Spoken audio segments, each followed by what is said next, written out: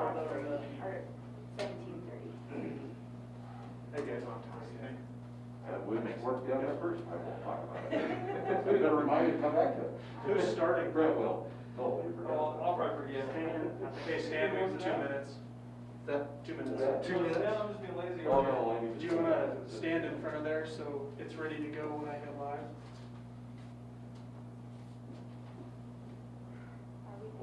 Sure, I'm gonna say right up. You holding up okay? Yeah, I'm doing good. I'm gonna say right up, but I don't know all the names yet, it's been her day, so.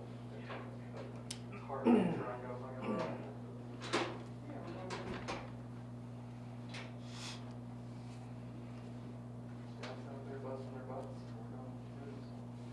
Stan, if I get you to count to 5, just for mic check. Yep. 1, 2, 3, 4. Yeah, 5, right? Yep. Yeah, okay, 5. So far, so good. All right.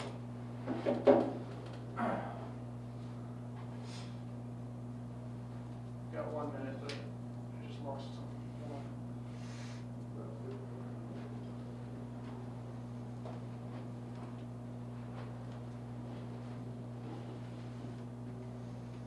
Give me a sec. Make sure that Yeah, it is.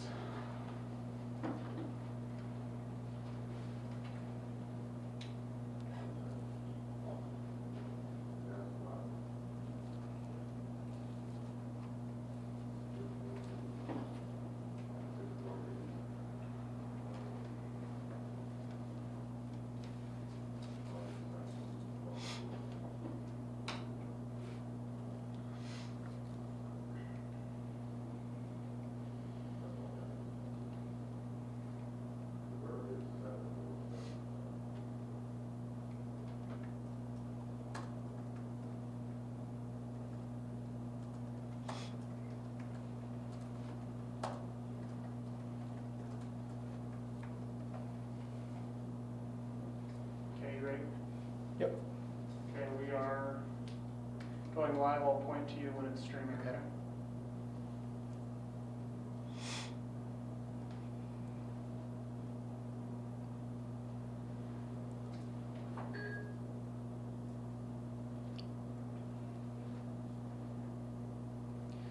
Good evening. Welcome to the East Troublesome and Williams Fork Fire Evening Update. Thank you for taking the time to be here with us. Tonight, the format will be similar to what you have experienced in the past. We'll do a quick fire update by Incident Commander Noah Livingston with Pacific Northwest Team 3, followed by some evacuation updates by Grant County Sheriff Paul. And then we'll follow that up with some questions on Facebook and with Noel and Paul being available to answer those. So, Noel?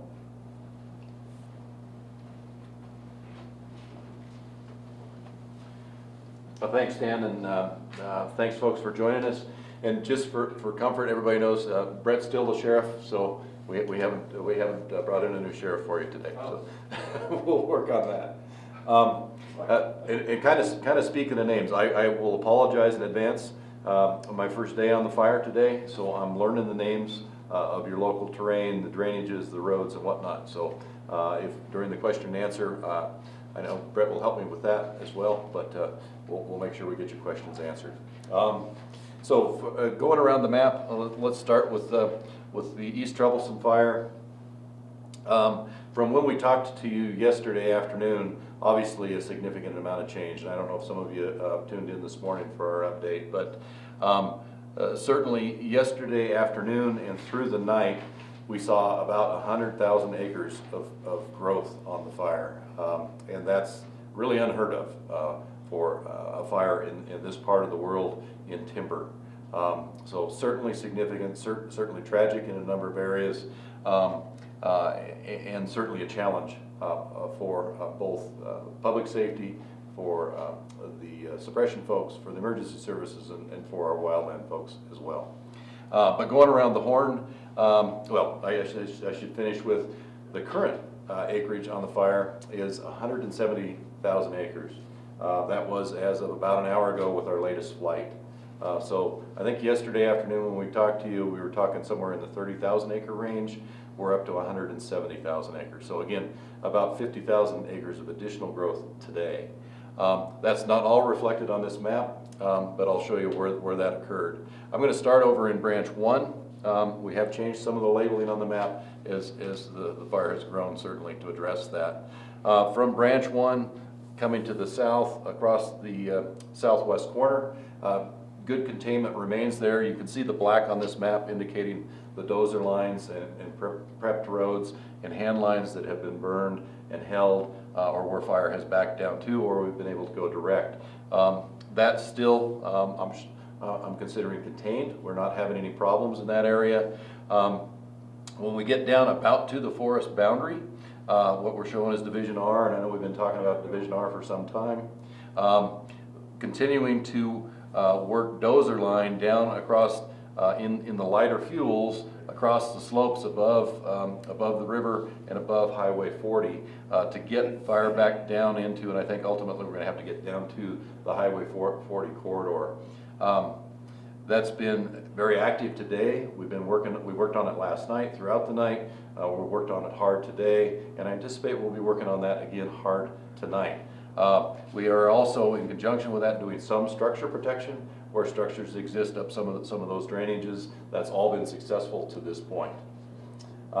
Moving a little bit further to the east, coming on around past Granby, we are working to construct a dozer line from Willow Creek, coming back over toward the 125 corridor. I'm showing this in general. I don't know exactly where they're able to go, but getting up close to the fire edge, and the intent is to get some fire on that dozer line to prevent further fire spread south toward the community of Granby in this area. So far that operation has been successful.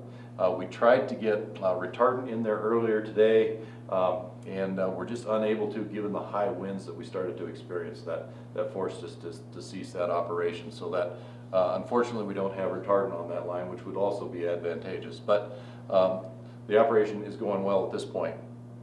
Going a little bit further to the east, we're also working from Willow Creek back to the 34 road system to get tied in about in the area of Lake Granby Overlook.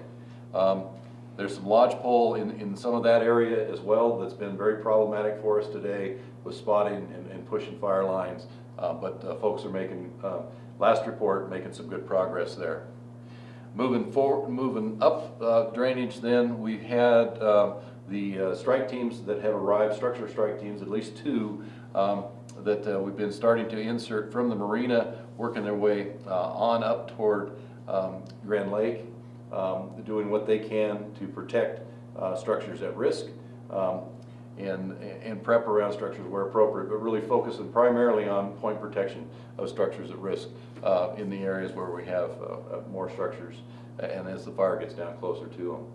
This area, from a fire perspective, has been very problematic for us today with the winds we're receiving. Again, we had westerly winds all day, and then here, as the afternoon has progressed, we've had a cold front passage, which has moved the winds down to more of a northwest component, pushing to the southeast.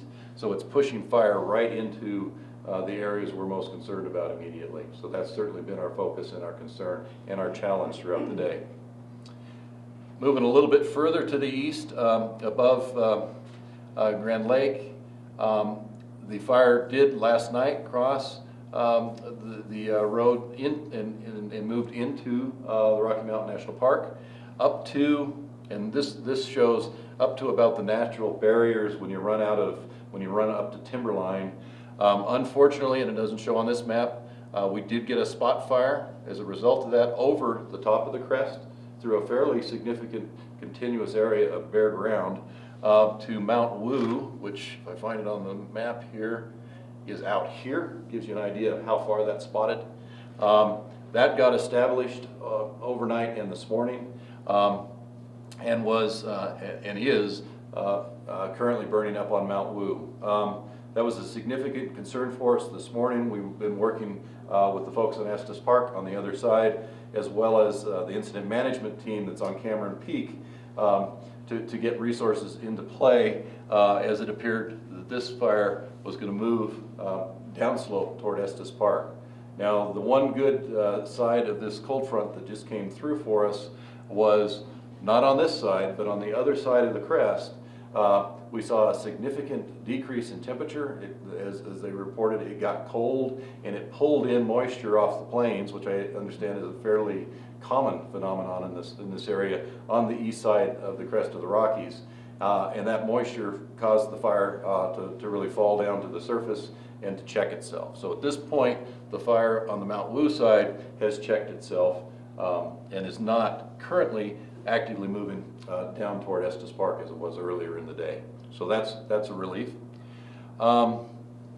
Finally finishing my trip around the fire on the north side of the incident, active fire all day long. If you were anywhere in the Granby area, you were able to see obviously that the significant column and the large areas of white smoke that were going well up into the atmosphere. Most of that was coming off the north flanks of the fire as fire continued to flank, spread north, primarily spread to the east, but then continuing to chew north in the heavy fuels and the timber stands. That has made it up about to, and I'll find it on the map here, Haystack Mountain. So for reference, that's about how far north the fire got. So still in Grand County, but close to the Jackson County line, as I understand it. That's a trip around East Troublesome. I'll very briefly mention where we are swinging around to Williams Fork. A good day on Williams Fork again. We did see some activity. We flew this morning on Williams Fork, but we did see some activity again down in the lower drainage on a west aspect. Put up some smoke, certainly was visible from town.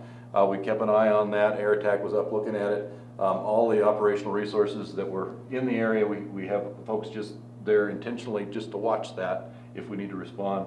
Reported no concerns, no issues, and we'll continue to watch that through the rest of the shift. So good news on Williams Fork, all continues normal. So I'll stop there, and Sheriff, if you'd like to go from there.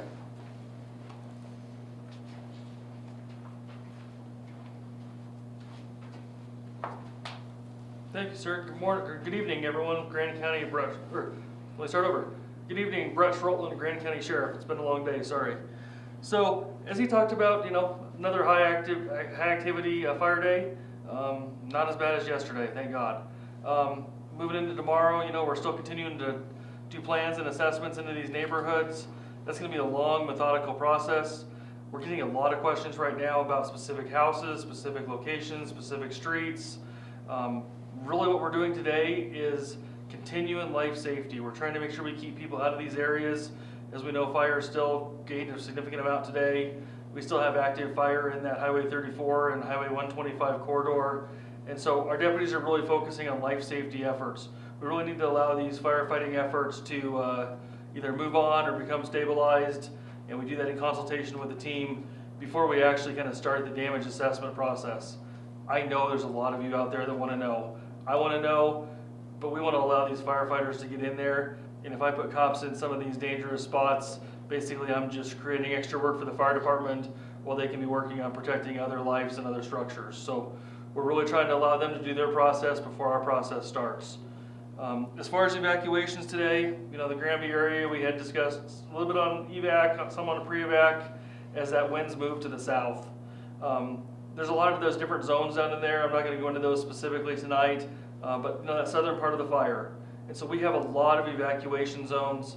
Really go to that gcemergency.com. Make sure you identify your zone. It's important. It's an easy way for us to reference with you. Learn that zone. Learn your placement in those. I really recommend on that. GIS maps are just very complex.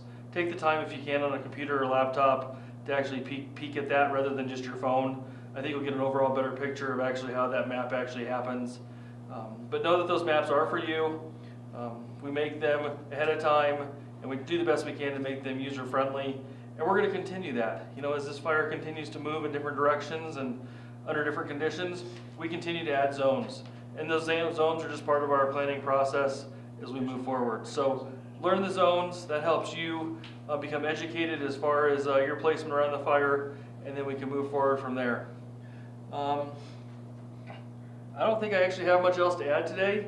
We are watching Highway 40 between Sulphur and Hot Sulphur Springs and Granby.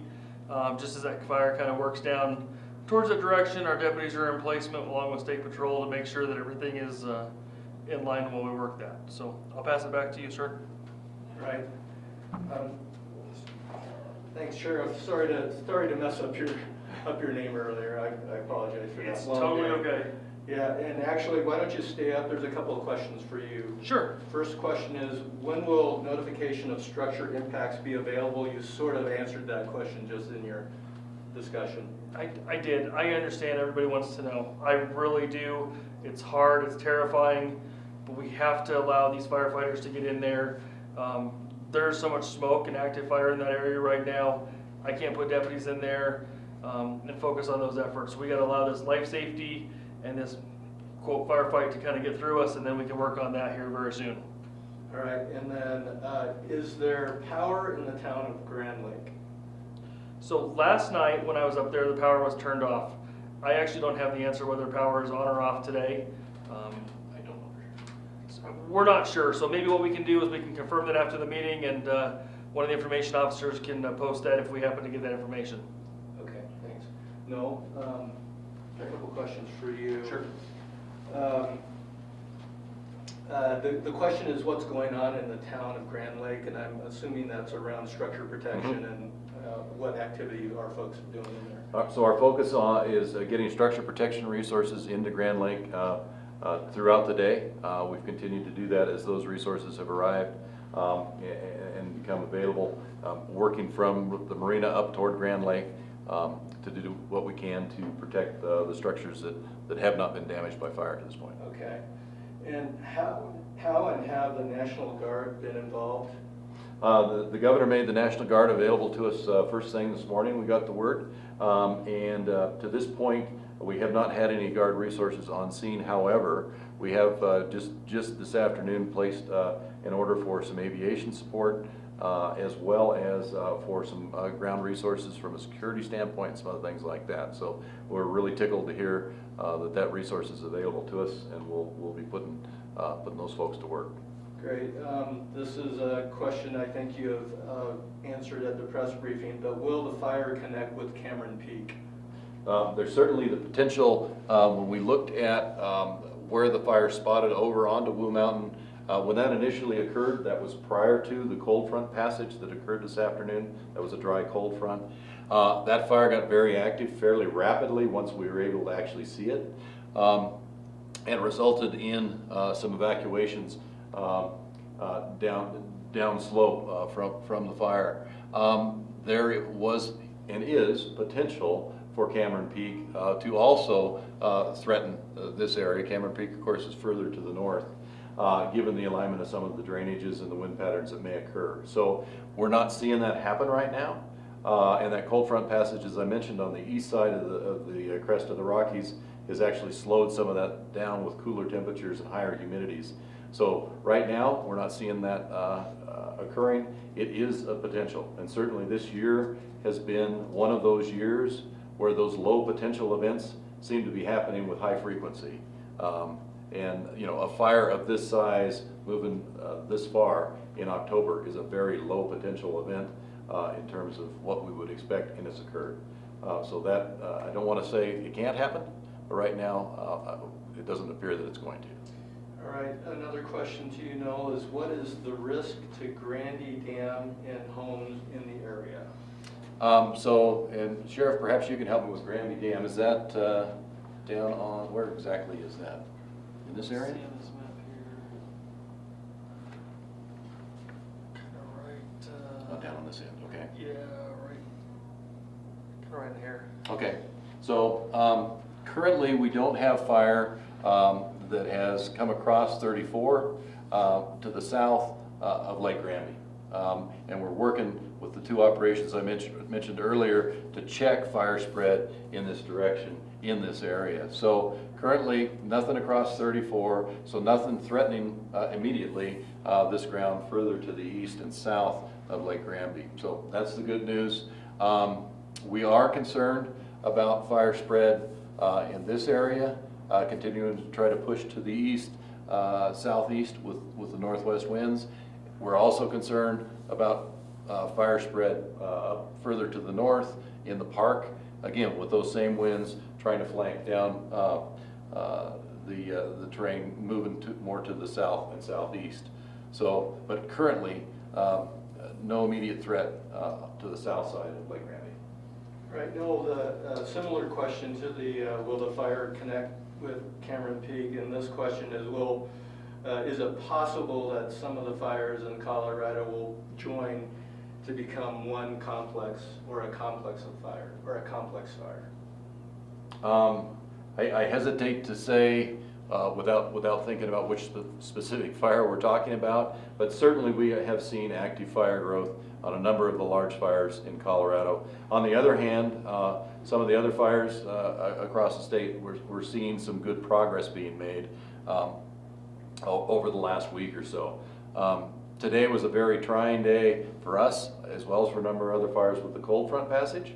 We'll have to see how that works out for us, but right now I don't see any fires burning together that I'm aware of. Okay. What is the cause of the fire? The cause on East Troublesome is under investigation. That's what I know of at this point. Has the fire jumped Highway 40? It has not. Great. And this question is probably for the sheriff. How many people are unaccounted for?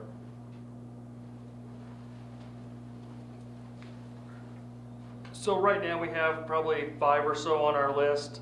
I know there's at least a couple, and I think there was a couple more floating in. Most people have actually checked in with their families. I do encourage you, if you have somebody that's unaccounted for, make sure you use our form that we just posted online, an accountability form. It just helps us keep track of this information as it's becoming in. It gets populated through Google onto an Excel spreadsheet, and that allows our staff to actively begin working these cases to see where people might be. Okay, thank you, Sheriff. Noel, a couple more questions for you. Let's see. What kind of weather are you expecting, or are we expecting over the next 2 days before the snow on Sunday into Monday? Okay, we are expecting a continuation of dry conditions, a little bit cooler, and some recovery or improvement in the relative humidity, i.e. the dryness of the air, that it should temper a bit. So not the extreme conditions we've seen the last couple of days. Continuation of forecast for winds out of the west. So we're not out of the woods by any means, although I would say conditions are tempering and a little bit better. So I'm cautiously optimistic there from what we've seen the last couple of days, which have obviously just been extreme. So that's the good news, but it's certainly still fire weather, and we expect to see continued fire growth over the next couple of days. All right, and what about what's happening in Estes Park and in Sulphur Spring, Hot Sulphur Spring? Okay, we've got the two opposite ends of the Two fire. opposite ends, Okay, all right. So Hot Sulphur Springs, as I mentioned, this southwest corner of the fire, we're feeling more and more comfortable in terms of the containment that's been reached here. Of course, Hot Sulphur Springs is right down here. We are working to make sure we have established containment line down to Highway 40. We're not completely out of the woods there yet, but given the winds, which are essentially flanking the fire at this point, and our opportunity in the lighter fuels, we're out in grass and sage, and dozers are an option for us. I am optimistic that we're going to be successful without any significant risk to Hot Sulphur Springs. Flipping over to the other side of the mountain, as I understand it, there was earlier a voluntary evacuation that went into place this morning. And then later today that went to a mandatory evacuation level. I apologize, I don't have the exact areas that are under evacuation, but that did affect the community on the east side in anticipation and what we were seeing for easterly spread of the fire. So there were evacuations that went into place. All right, and Sheriff, this question is for you. How can folks get an update on their homes?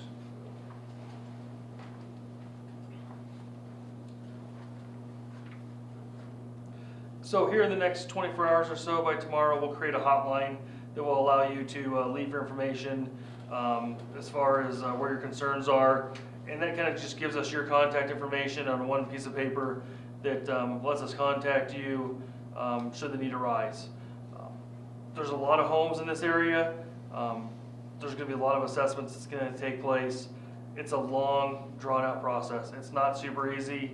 We need to make sure the power is adequately out, the fire's out, that the conditions are right for our people to be in there. And so we'll start to work on that. My biggest fear is to tell somebody that their house isn't there when their house really is. That really bothers me, and I want to make sure that that's done with complete accuracy, and I understand that the timeliness needs to be done as well. So we'll work towards that process, but the area that we have up here is a large area, and we'll do that as quick as we possibly can, but it is going to take some time.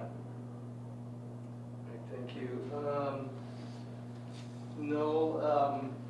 Question for you is fire growth as an intense downhill as it is uphill? All other things being equal, no. In general, fire is going to burn more intensely and more rapidly uphill. Now, there's some things that can counter that, wind being the primary one. And so with this very strong winds we've seen some very intense downhill runs. But in general, fire will burn more rapidly and more intensely uphill than it will downhill. All right, thank you. And I think we'll take a couple more questions and we'll end it, and we'll follow up answering your questions via email and or through Facebook. So for you, Noel, again, what is the risk to the town of Granby? So the risk to the town of Granby right now is the uncontained fire edge, which is down around Willow Creek Reservoir, and the high winds that we're experiencing right now, which are westerly and northwesterly. So it's trying to push the fire in this direction. So that risk obviously is in lighter fuels primarily, and in a place we can more effectively address fire spread, and which we're doing right now. But that's what we're concerned about, is this portion of the fire pushing down in this direction toward Granby. Now, with that said, Granby is, as you all know, out into the valley edge, in lighter fuels, good access, and there are a lot of opportunities for firefighters if that fire were to continue to get closer to town. That's the good thing. We don't want to get fire close to town for obvious reasons, but if that were to occur, we have opportunity and options to address it. Stan, if I could, maybe before I finish on this, I did want to bring up one thing, and that really had to do with the actions that have been going on for the last 24 hours and then throughout the day in terms of the sheriff's operation in the local fire departments and the mutual aid resources that have responded to support. This has been a tremendous amount of work, a tremendous amount of coordination, and your sheriff has done just an outstanding job of getting people to safety, and that has just been critical in an effort like this. So just my compliments, Sheriff, for the work you've done. Thank you, sir. One more question, no, last question. So are you bringing more resources to fight this fire? We have orders in for additional resources. We anticipate additional state mobilization resources, structure resources in particular. And under the organization we are working currently, which is called an area command, it's a unit that's overseeing multiple fires in this area. We are now the top priority. So what that means is if something comes available and it's something we need, we're the first one to get it. So that's a good thing. Doesn't mean that there have magically appeared a lot of suppression resources, unfortunately. We're late in the fire season. There are still active fires across the West, in particular in California. And so there is a challenge in some cases to get resources. But we are getting resources in, much needed equipment and engines that are assisting us. So that's good to see. Right, thanks, Noel. And I will pass along, especially to the folks that preceded us and to the sheriff again, a lot of thank yous from Facebook land, and great work to all of our first responders and emergency personnel. So this concludes our meeting tonight, and appreciate your time that you spent with us here. Tomorrow night we'll continue to hold this at 5:30 through the Facebook Live. And also just remember to stay tuned to NCWeb, to the Facebooks for these two fires, to the county Facebook, Sheriff's Facebook for updated information as we get through these next couple of days before the snow flies. All right, thank you very much.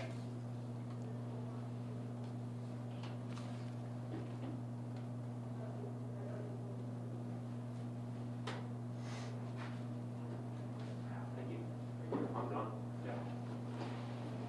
Nice work, team. Cool. Good job, you guys. Very nice recording. You guys did good on that. Job, Paul. Sure. Except for Yeah, my. I'll play around. I had it closed caption. I think I had closed caption turned on. Stan is good, but it doesn't get the